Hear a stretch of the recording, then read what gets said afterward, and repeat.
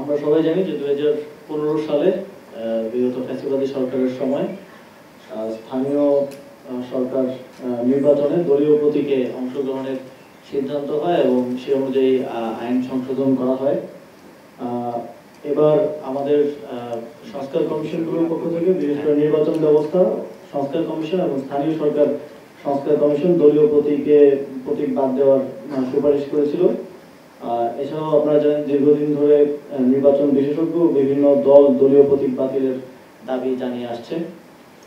তো তার প্রেক্ষিতে সিটি কর্পোরেশন আইন 2015-এর 32 ক ধারা, পৌরসভা আইন 2015-এর 20-এর ক ধারা, উপজেলা পরিষদ আইন 2015-এর 16-এর ক ধারা এবং ইউনিয়ন পরিষদ আইন 2015-এর 19-এর ক ধারা, যেই ধারাগুলোর মাধ্যমে দলীয় প্রতীকে নির্বাচনের সিদ্ধান্ত হয়েছিল সেই ধারাগুলো আজকে বিলুপ্ত করার প্রস্তাব উত্থাপন করা হয়েছিল এবং সেটা উপদেষ্টা পরিষদে অনুমোদন করা হয়েছে। ফলে দলীয় প্রতীকে স্থানীয় সরকার নির্বাচনে অংশগ্রহণ করার আর কোনো সুযোগ নেই।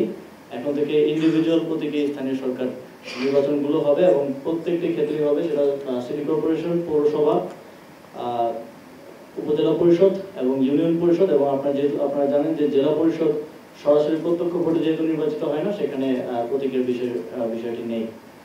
তো এক্ষেত্রে আমরা দেখেছি যে বিগত সময়ে এই যে সরকারি দলের মার্কা পাওয়ার যে একটা বিশেষ সুবিধা কিংবা এই দলীয় প্রতীক বা এই জিনিসটাকে কেন্দ্র করে অনেক হানাহানি স্থানীয় সরকার নির্বাচনকে কেন্দ্র করা হয়েছে এবং অনেক জায়গায় মার্কার ভোটে অনেকে জিতে এসেছে কিংবা গায়ের জোরে জিতে এসেছে। এখন আমরা প্রত্যাশা করছি যে এর মাধ্যমে স্থানীয় সরকারে আমাদের একটা ইতিবাচক পরিবর্তন আসবে এবং স্থানীয় সরকার নির্বাচন যখনই হোক যোগ্য প্রার্থীরা তাদের নিজেদের মেরিটের মাধ্যমে জিতে আসতে পারবে। ধন্যবাদ। আমি একটু প্রশ্নটা করতে চাচ্ছিলাম, আমি সুইটি এটি নিউজে আছি। আপনারা যেহেতু স্থানীয় সরকার নির্বাচনের ব্যাপারে যে সিদ্ধান্তটা নিলেন যে দলীয় প্রতীকে নির্বাচন হবে না, এর মধ্যে বিভিন্ন দলগুলো থেকে চাওয়া হচ্ছিল যে স্থানীয় সরকার নির্বাচনটা যেন আগে হয়, আপনাদেরও এরকম একটা ইতিবাচক মনোভাব আমরা দেখেছি, বিএনপির আপত্তি ছিল। এখন এই যে নতুন আপডেটটা এলো, তার মানে কি জাতীয় নির্বাচনের আগে কি এই নির্বাচনটা হওয়ার সম্ভাবনা দেখা দিয়েছে কিনা, আর সেটি যদি হয়ে থাকে কবে নাগাদ হতে পারে?